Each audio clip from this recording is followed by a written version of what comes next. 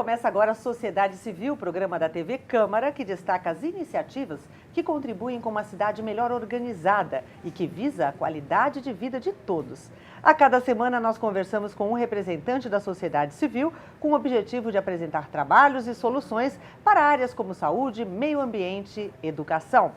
O nosso convidado de hoje é o Davi Martins, ele que é especialista em mobilidade urbana do Greenpeace. Olá, Davi, muito obrigada pela sua presença, prazer em tê-lo com a gente. Obrigado pelo convite, o prazer é todo meu. Quando a gente fala em Greenpeace, a gente está falando de uma entidade que é muito conhecida mundialmente, né?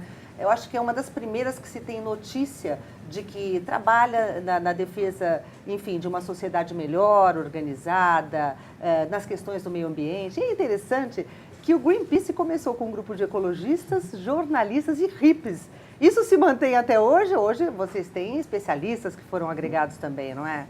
Isso. É claro que todos que trabalham no Greenpeace, né, todos e todas, têm um ímpeto bastante em prol do meio ambiente e querem trazer mudanças significativas, né, necessárias para o meio ambiente. Então, todo mundo tem uma pontinha aí de hippie lá resgatando meados dos anos 70. Aquele quando sentimento foi de a liberdade, primeira. né? Exatamente. De lutar pelo aquilo que acredita, né? Tudo isso. De lutar pelas causas do meio ambiente.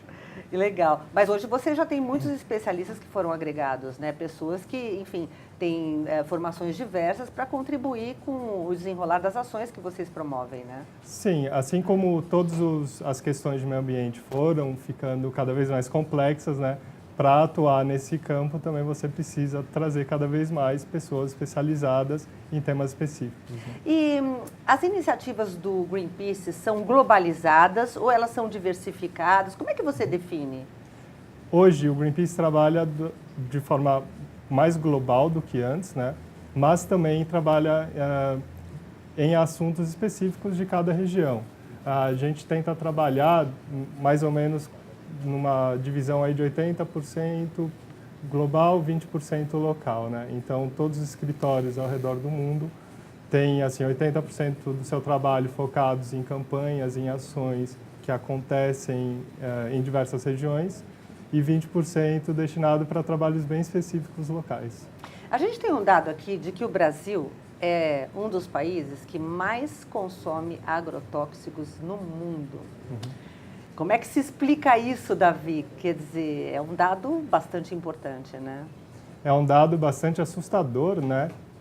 E acho que explicar isso cabe aos nossos deputados, né, do Congresso, explicarem como que eles querem aprovar um projeto que vai contra o que a Organização Mundial da Saúde, ONU, todos os principais países agroexportadores também estão retirando das suas produções, né, que são agrotóxicos extremamente nocivos para a saúde humana e que têm impactos assim absurdos, né? Realmente esse projeto de lei da Câmara é um absurdo, ele sequer ter sido pensado e estar tramitando ainda é realmente um tapa na cara da sociedade. É uma situação, enfim, que preocupa bastante todo mundo, né? Foi aprovado no dia 26 de junho na comissão especial da Câmara, foram 18 deputados. A mudança na legislação sobre o uso de agrotóxicos. 9 deputados foram contra. O relatório aprova o uso de agrotóxicos no Brasil, incluindo os mais perigosos, que são aqueles que têm características teratogênicas, causadoras de anomalias no útero e malformação do feto, cancerígenas, mutagênicas, enfim, são situações que nos levam a pensar sobre o que o futuro nos espera, não é? E aí o Greenpeace, por exemplo, tem uma ação forte de combate a isso? Está pressionando de que maneira? Bom, a gente está pressionando diretamente, né, os deputados na casa, exigindo que esse projeto de lei não passe adiante, né, que ele não continue, que ele não vire lei. E temos uma campanha online, basta acessar o nosso site, a campanha está lá bem visível. Foi uma das nossas últimas ações aqui no Brasil, né? Na votação a gente conseguiu fazer bastante barulho para pressionar. Infelizmente existe um lobby bastante forte do outro lado para que esse processo passe, mas a sociedade brasileira pode atuar e fazer o seu papel aí pressionando os deputados, exigindo que eles realmente não passem esse projeto adiante, que esse projeto fique enterrado. É nessa hora que a união faz a força, então, Exatamente. Né? Então é preciso que as pessoas tomem consciência, tomem a sua posição e que busquem os caminhos para ajudar a combater esse tipo de aprovação, né? Sim. Bom, falando ainda um pouquinho de meio ambiente, né? O que é a campanha do Desmatamento Zero? Ó, a campanha Desmatamento Zero, o nome já diz tudo sobre ela, né? Basicamente, o que o Greenpeace coloca para o governo é que ele pare de desmatar, né? Que ele se comprometa com ações necessárias para que nós não tenhamos mais a expansão do agronegócio na região da Amazônia, que a expansão do agronegócio não vá para o Cerrado, né? Que também é um bioma tão rico e tão sensível quanto a Amazônia, e que nós criemos ferramentas de fiscalização melhores para que a gente consiga combater extração ilegal de madeira, mineração ilegal na Amazônia, e que nós consigamos garantir aí a continuidade da população ribeirinha, da população indígena que vive naquela região há centenas de anos e que são eles que realmente cuidam, né, da floresta. Pela sua análise, como é que estão as leis nesse sentido hoje? Elas são suficientes? O problema esbarra ainda mais na fiscalização, conforme você colocou para a gente? O grande problema do Brasil, né, talvez seja aí um dos principais, é que nós temos muitas leis e poucas são realmente seguidas, né? A fiscalização numa região como a Amazônia, é claro que é difícil, dificultada pelo tamanho, mas o governo também não toma uma posição em prol da Amazônia, né? Ele muitas vezes é negligente, muitas vezes os órgãos de fiscalização do governo se omitem em detrimento até de lobby mesmo, de interesses aí regionais. Então, isso acaba dificultando a preservação desse bioma tão importante. Não, e olha que a Amazônia é bastante visada, não só no Brasil, mas mundialmente falando, né? Todo mundo conhece até o Brasil pela Amazônia, né? E a gente ouve com uma certa frequência que a Amazônia está acabando, que está sendo, enfim, não está sendo bem cuidada. Esse é um dado que nos deixa bastante apreensivos, né? Sim, o desmatamento na Amazônia tem números ridiculamente enormes, né? A gente fala aí, são campos de futebol, campos oficiais de futebol, que são desmatados por minuto. Que loucura isso, né? Nós temos já áreas devastadas do tamanho de países como Suíça, né? Então, é um problema grave que precisa ser atendido pelo governo. E nós precisamos ter um cuidado, né? Porque é um bioma que é importante para o Brasil, mas não é importante para o mundo. Sim. Né? E o Desmatamento Zero, ele é essa campanha principal do Greenpeace aqui no Brasil hoje. Uma campanha que tem um foco global muito grande também, porque é de interesse do mundo inteiro que a Amazônia seja preservada. E o fato da gente estar num caminho de que, enfim, de modernidade, onde tudo acontece a qualquer preço, né? No sentido de que, porque a indústria cresce a cada dia, isso também se revela num impasse nessas questões do desmatamento, né? Porque a questão do papel é clássica, né?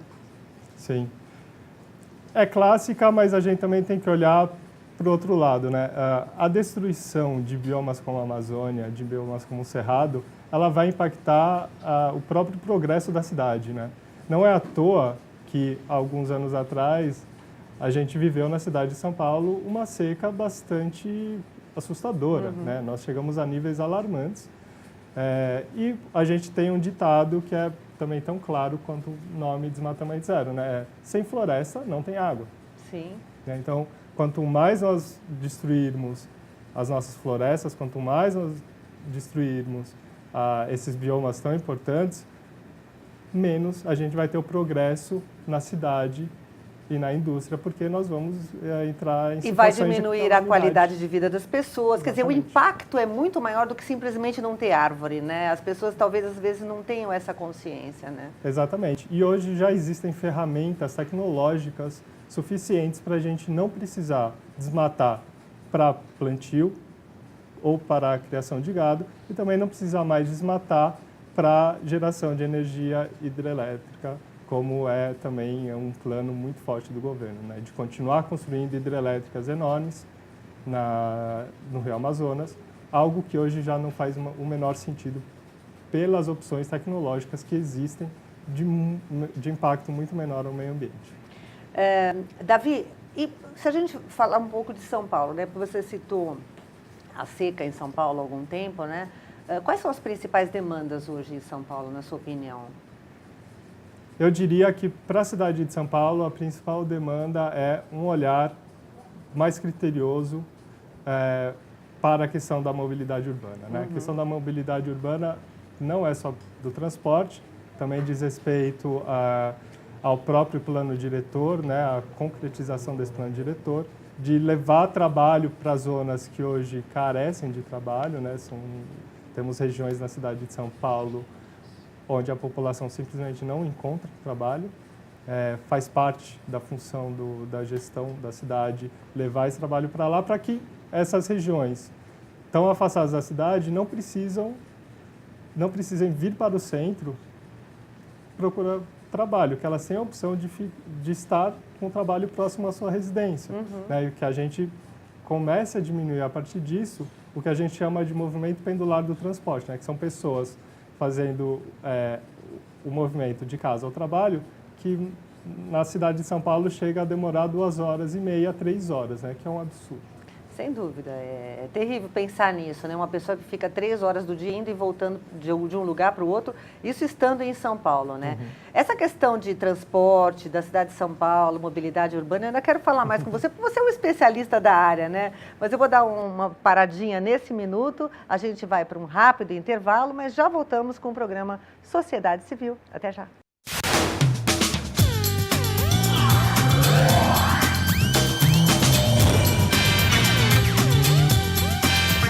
Estamos de volta com o programa Sociedade Civil, hoje numa conversa bastante interessante com o Davi Martins, ele que é especialista em mobilidade urbana do Greenpeace. Aliás, Davi, a gente no bloco anterior começou a falar um pouquinho de mobilidade urbana, mas agora nós vamos falar bastante, porque você trata dos projetos de mobilidade no Greenpeace, né? E você começou só falando para a gente sobre um dos principais problemas da cidade de São Paulo, que é essa questão do tempo que as pessoas demoram para ir de casa para o trabalho, do trabalho para casa, e que seria interessante criar alternativas, não é? Para que as pessoas não ficassem tanto tempo para chegar nos lugares, né? Exato. Qual a solução disso? Tem solução? Tem solução. As soluções são múltiplas, né? A gente tem que tratar do transporte público. Primeiro passo é melhorar o transporte público, né? Trazer aí um sistema de ônibus que seja mais eficiente, menos poluente, né? E também de melhor qualidade, para as pessoas terem a opção de migrar do carro para o transporte público.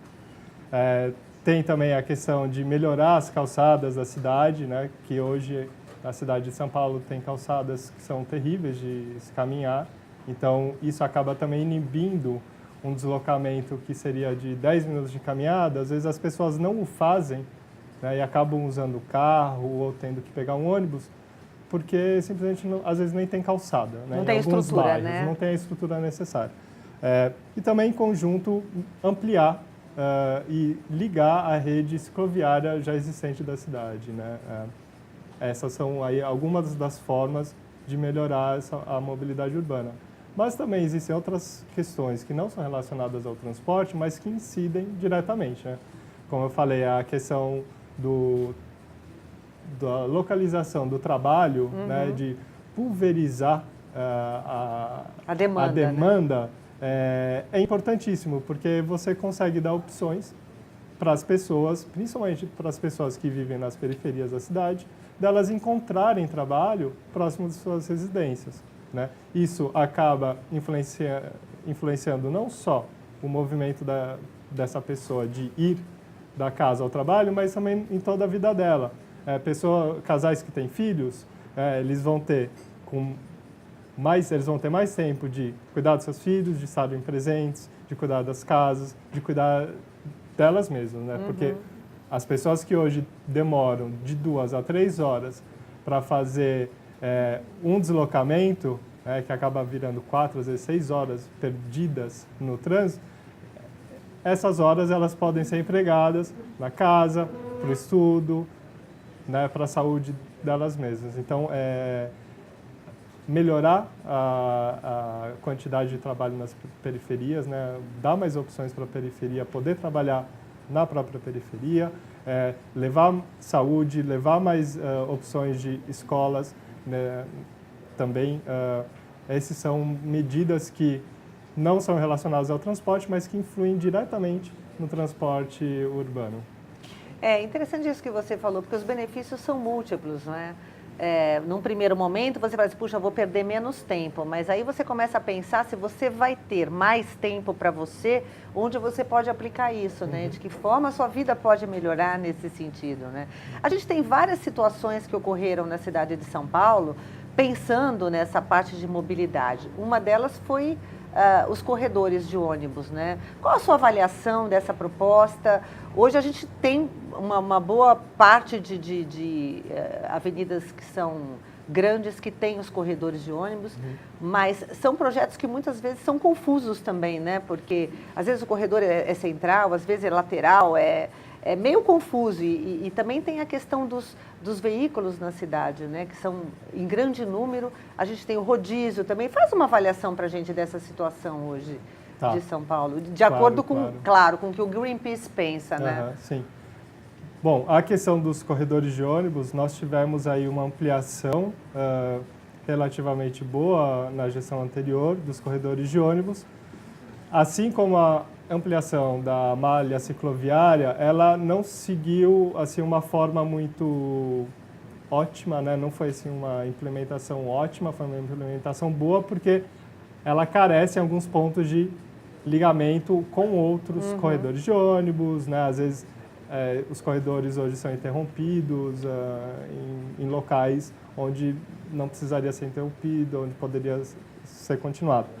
O que nós estamos vendo nessa atual gestão é que a ampliação dos corredores de ônibus foi estagnada, né? Nós não tivemos essa ampliação, está se revendo a ampliação desse corredor de ônibus, mas ela está demorando demais, né? O que a cidade precisa é priorizar o transporte público realmente, né? Então, ampliar os corredores de ônibus, trazer veículos melhores, que poluam menos, que sejam de melhor qualidade, para a população se sentir vontade, se sentir até segura de usar, né? Um corredor de ônibus garante que o ônibus vai chegar no horário e vai deixar a pessoa no seu destino também no horário previsto, né? Então, essas são considerações muito importantes que as pessoas precisam ter.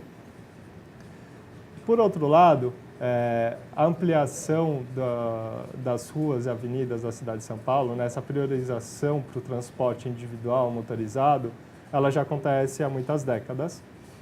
Nós não vemos isso diminuir e a consequência é o que nós temos hoje, né, engarrafamentos gigantescos, nós temos aí uma perda da qualidade até do próprio modo transporte individual motorizado, porque hoje também perde-se mais de 1 hora fazendo deslocamento de carro, o que é um absurdo, né? As pessoas ficam paradas em seus carros, com o motor ligado, paradas no trânsito.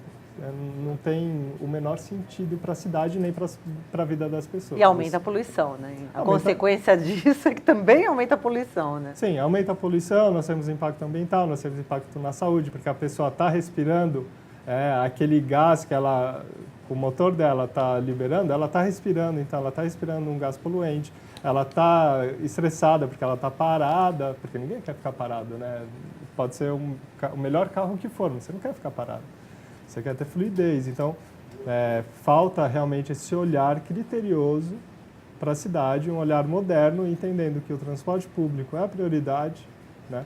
O caminhar e os outros modos não motorizados de transporte são aí a segunda prioridade para a cidade e com isso nós conseguimos aí garantir um melhor deslocamento. Quer dizer, seriam mecanismos, né, para fazer com que as pessoas se sentissem motivadas a usar o transporte público, né? E isso muitas vezes não acontece porque as pessoas falam, vou ficar um tempão no ponto de ônibus esperando, vou ter que sair com quantas horas de antecedência, acaba, né, não se tornando atraente, né? Exatamente. Um exemplo assim muito claro de uma cidade que também tinha muitos problemas de transporte público, especialmente com ônibus, é Londres, né? Há 10 anos atrás, Londres também tinha um sistema de transporte público por ônibus bastante ruim, né? Tinha muito atraso, as pessoas não tinham certeza do horário que o ônibus ia chegar, qual que era a frequência com que ele ia passar. As medidas que a cidade tomou ao longo das suas gestões foi: vamos garantir a melhoria do transporte de ônibus na cidade, vamos ampliar isso, e hoje basicamente o que você tem é uma espera máxima em qualquer ponto da cidade de 5 minutos. Então, a pessoa que quer se deslocar por Londres hoje sabe que ela tem uma opção barata, eficiente, rápida, que ela vai ficar no máximo 5 minutos esperando. Não, é interessante isso que você está falando, porque em alguns países da Europa, por exemplo, né, você tem nos pontos de ônibus um placar dizendo quanto tempo o ônibus vai demorar para chegar. As pessoas sabem que o ônibus passa naquele horário, porque né, conseguem ter esse planejamento, né? Aqui você vai para um ponto de ônibus e fica à mercê do trânsito para ver que horas que o ônibus vai chegar, enfim. É uma situação que eu acho que a maioria dos paulistanos enfrenta, né? A maioria dos corredores de ônibus de São Paulo já trazem esse placar dizendo o tempo de espera para determinada linha de ônibus, né? Porque hoje todos os ônibus da cidade já têm o sistema GPS integrado. E tem os aplicativos que também ajudam nesse sentido, tem né? os aplicativos que também ajudam. Agora, falta realmente melhorar esse investimento para que os ônibus não fiquem parados junto com os carros no trânsito, né? Ou seja, corredores de ônibus, corredores exclusivos de ônibus. Uma melhoria da frota, né, para que a gente consiga aí ter uma melhoria do tempo de viagem com garantia de frequência de ônibus e também garantia dos horários, porque isso é muito importante para a população. Tem inclusive um edital, né, para concessão de ônibus, né, que prevê a reformulação na cidade de São Paulo. Parece que vão diminuir os números de ônibus, mas que vão ser linhas que vão conseguir abranger melhor a cidade. Você acha que o caminho é um caminho bom? Olha, o sistema que essas duas últimas gestões estão tentando implementar é um sistema que a gente chama de tronco alimentador. É um sistema muito bom no papel, mas que precisa, para ser implementado da forma correta, precisa de muito diálogo com a população, né? E precisa também trazer ferramentas que a Secretaria Municipal de Transportes não está querendo trazer, né? O que nós vimos é que, mais uma vez, essa licitação foi barrada pelo Tribunal de Contas do município, dessa vez com 90 apontamentos, dos quais 7 são idênticos ao que ela já havia apontado em 2016, quando ela barrou pela primeira vez. E essa licitação, apesar de trazer aí a proposta de um sistema bastante inovador, e bastante eficiente, ele não foi discutido devidamente com a sociedade, ele não está trazendo a abertura de uma licitação para novos concorrentes, para empresas e operadoras de transporte mais modernas, né, com uma perspectiva diferente do que é o transporte, que podem ajudar a cidade de São Paulo, né? Então, por conta de todos esses atrasos, por conta dessa dificuldade da Secretaria em entender que ela precisa melhorar a licitação, mais uma vez nós temos aí uma licitação travada pelo Tribunal de Contas do município, que faz um trabalho exemplar, né, de fiscalização, é a função dele realmente de fazer isso, e infelizmente quem não faz o trabalho exemplar é a Secretaria Municipal de Transportes, que ainda está muito atrasada na questão do transporte de ônibus, né? E como é que o Greenpeace tem pressionado o poder público para, enfim, que todas essas questões que nós estamos falando aqui tenham um caminho coerente, que a gente possa ter respostas o mais rápido possível? Olha, na questão da licitação, a gente vem trabalhando com outras organizações, né, da cidade de São Paulo e do Brasil, que tratam do tema de mobilidade como um todo, e também com o IDEC, que trata da questão do consumidor, né, dos direitos do consumidor. a nossa linha de atuação tem sido de consultar o edital, consultar o texto e propor melhorias baseado nos conhecimentos técnicos de cada organização. Muitas vezes essas melhorias não são implementadas. Nós temos um trabalho dentro da Câmara com vereadores e vereadoras também para trazer essa questão para dentro da casa, para que a própria Câmara consiga dar continuidade a alguns projetos de lei que estão parados aqui na casa e que seriam essenciais para que a licitação de ônibus andasse, né, que é o caso do projeto de lei 853 de 2017. É um projeto do Executivo, que tem uma revisão do Caio Miranda, mas que está travado na CCJ por mais 10 sessões, se eu não me engano. Então, que é o projeto das energias renováveis, é esse? Esse é o projeto que diz respeito aos anos de contrato, então ele flexibiliza o tempo de contrato da licitação, né, porque hoje ele é travado em 20 anos e não existe nenhuma justificativa, como a gente já havia apontado para a Secretaria há muito tempo atrás, desde 2015, não existe justificativa para você travar um contrato em 20 anos. O TCM apontou. E esse projeto de lei, que é do próprio Executivo, ele flexibiliza esse tempo de contrato, além de outras questões como garagem, enfim, ele abre também as portas para uma licitação internacional. Bom, então acho assim, que as pessoas que quiserem acompanhar os trabalhos do Greenpeace, é só entrar no site, ali tem tudo que eles estão fazendo para melhorar a cidade de São Paulo. Eu quero agradecer a presença do Davi Martins, que é um especialista em mobilidade urbana do Greenpeace. Muito obrigada pela sua presença. Obrigado pelo convite. E até uma próxima oportunidade. Sociedade Civil fica por aqui. Semana que vem a gente volta com outras informações, um novo programa com ideias e ações que possam contribuir para uma melhor qualidade de vida de todos. TV Câmara São Paulo. A política da cidade passa por aqui.